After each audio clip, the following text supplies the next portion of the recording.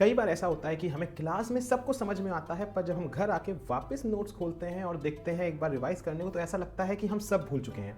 हमें फिर से ऐसा लगता है कि शुरू से पढ़ने की ज़रूरत है, वो कॉन्सेप्ट हमारा एकदम नया सा लगने लगता है।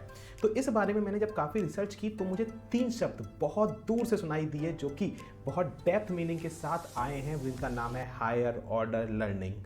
तो इस वीडियो में हम इन्हीं 3 शब्द को ब्रेक डाउन करके एक एक का इंडिविजुअल मीनिंग समझने की कोशिश करेंगे। एक बहुत सिंपल लाइन है अल्बर्ट आइंस्टीन और एल्बर्ट की, if you can't explain it simply then you haven't understand it. कहने का मतलब है अगर आप किसी चीज़ को बहुत आसानी से समझा नहीं सकते किसी और को, इसका मतलब वो चीज़ आपको अभी तक सही से समझ में नहीं आई है। तो बेसिकली अगर आप सिंपल सी बात पूछोगे तो ये बात ऑलमोस्ट मेरे हिसाब से कई जगह बिल्कुल सही बैठती है, पर कहीं जगह ये ऐसा एकदम एग्जैक्टली सही नहीं भी है। तो जो लोग अल्बर्ट और रिचर्ड की उस वाक्य से या उस कोट से अपना वास्तविकता नहीं रखते या कहते हैं जो गलत है, वो बेसिकली उस धारणा पे बिलीव करते हैं जहां पे वो ये मानते हैं कि अगर आपको कोई चीज़ समझ में आई है तो आपको उसको अप्लाई करना आना चाहिए और उसके एप्लीकेशन आने चाहिए। कहने का मतलब है if you can apply the info and use it to solve problems and answer questions then you can understand the concept. इसलिए हमारी नॉलेज 5 पार्ट्स में हम उसको डिवाइड कर सकते हैं। पहला पार्ट रिमेंबर, दूसरा अंडरस्टैंड, अप्लाई, फिर एनालाइज, एवोल्यूट एंड क्रिएट। अगर आप किसी चीज़ को समझ गए हैं और आप उसको रिमेंबर कर सकते हैं या उसको याद रख सकते हैं तो हम उसको बोलेंगे ये हमारे लिए लोअर ऑर्डर थिंकिंग है या लोअर ऑर्डर लर्निंग है। पर केवल याद करके या समझ के आप उससे कभी भी कोई बड़ा पिक्चर क्रिएट नहीं कर सकते। बड़ी पिक्चर क्रिएट करने के लिए आपको उसको अप्लाई करना आना चाहिए। तो इसका मतलब अगर आप अप्लाई करना सीख गए और एनालाइज, एवोल्यूट और क्रिएट करना सीख गए तो इसका मतलब आप हाई ऑर्डर थिंकिंग में या हाई ऑर्डर लर्निंग में चले गए हैं। और इस वीडियो में हम इसी हायर ऑर्डर लर्निंग के बारे में बात करना जा रहे हैं। आपने कोई चीज़ अगर समझ ली इंडिविजुअल पजल्स में, आपके हाथ में एक एक पजल है, आप उस देख पा रहे हो, समझ पा रहे हो, एक एक पजल है, पर अगर आप उसको उसके डॉट्स कनेक्ट नहीं कर पा रहे हैं तो इसका मतलब आप हायर ऑर्डर थिंकिंग या लर्निंग की तरफ नहीं जा रहे हैं।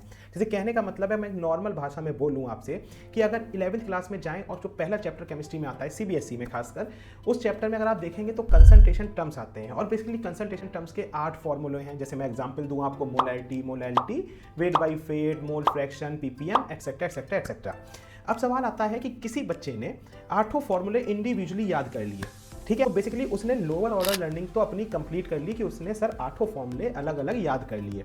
पर अगर किसी ने बोला कि इन 8 फॉर्मूलों को आपस में रिलेट कर दो, जो कि आगे का फर्दर टॉपिक है inter conversion of concentration terms, मतलब आपको एक फॉर्मूले से दूसरे फॉर्मूले में जाना है या एक फॉर्मूले से दूसरे फॉर्मूले का क्वेश्चन सॉल्व करना है। अगर आपने वो करना चालू कर दिया तो इसका मतलब आपने कॉन्सेप्ट्स को अप्लाई करना चालू कर दिया, और अगर आपने कॉन्सेप्ट्स को अप्लाई करना चालू कर दिया तो बेसिकली वहाँ पे आपकी हायर ऑर्डर लर्निंग काम में आने लगी।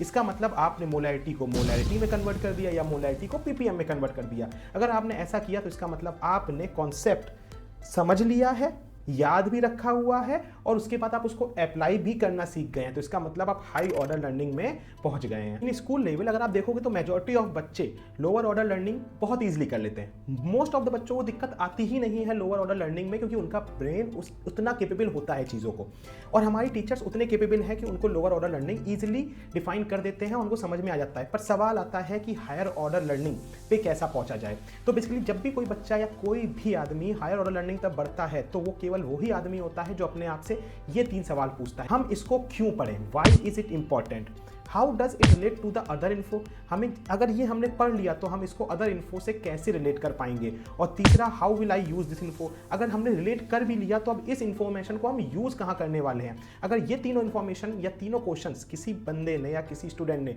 अपने आप से पूछा और उसको समझने की कोशिश की तो बेसिकली वही एक स्टेप होता है जब आप लोअर ऑर्डर लर्निंग से हायर ऑर्डर लर्निंग की तरफ ट्रेवल कर रहे होते हैं। अब अगर हम अपने इन्हीं तीनों क्वेश्चंस को जस्ट लाइक प्रीवियस एग्जाम्पल जो मैंने आपको समझाया था कंसंट्रेशन टर्म्स को, उसमें अप्लाई करने की कोशिश करें तो अब आपको यहाँ से, आपको चाहे केमिस्ट्री आती ना हो तब भी आप यहां से समझ जाएंगे कंसंट्रेशन टर्म्स क्या होते हैं। तो सबसे पहला question, what is concentration terms and हम क्यों इसको पढ़ें, why it is so important. तो बेसिकली कंसंट्रेशन टर्म्स केमिस्ट्री में मेजरिंग यूनिट्स होते हैं, केमिस्ट्री में चीज़ों को नापने के लिए यूज होते हैं, इसीलिए ये इंपॉर्टेंट है। पहले क्वेश्चन का जवाब हमें मिल गया।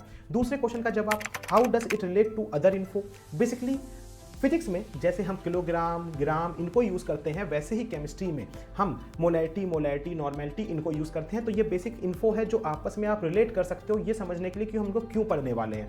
अब तीसरी चीज़, हम इसको यूज़ कहाँ करने वाले हैं, where I am going to use this information. Basically जब भी आप मेडिसिन या जो भी पेट्रोलियम में इम्प्योरिटीज़ या वाटर में इम्प्योरिटीज़, आप जब भी ऐसी चीज़ें नापने की कोशिश करेंगे, आप वहाँ पे इन कंसंट्रेशन टर्म्स को यूज़ कर सकते हैं। तो बेसिकली यही एक सिंपल सा कॉन्सेप्ट है इन 3 क्वेश्चंस को समझने का, जहां आप कंसंट्रेशन को लोअर लेवल से हायर लेवल तक की लर्निंग की तरफ ले जा सकते हैं। तो अगर आपको कभी भी एक टॉपिक पढ़ने के बाद उसको कभी नहीं भूलना है, तो बेसिकली आपको हमेशा अपने आप को लोअर ऑर्डर लर्निंग से हायर ऑर्डर लर्निंग की तरफ ले जाना पड़ेगा, और उसके लिए सबसे बेस्ट स्टेप्स यही हैं जो हमने इस वीडियो में डिस्कस किए हैं। तो मुझे बताना जरूर कि ये आपको हेल्प करने वाला है कि नहीं करने वाला है, और कैसा लगा ये वीडियो ये कमेंट सेक्शन में जरूर बताएं। और आप अगला वीडियो किस टॉपिक पर जाते हैं ये भी हमें कमेंट्स में जरूर बताएं। और अगर थोड़ा सा भी हेल्प आपको हुआ हो इस वीडियो से तो लाइक करना ना भूलें और चैनल को सब्सक्राइब करना ना भूलें।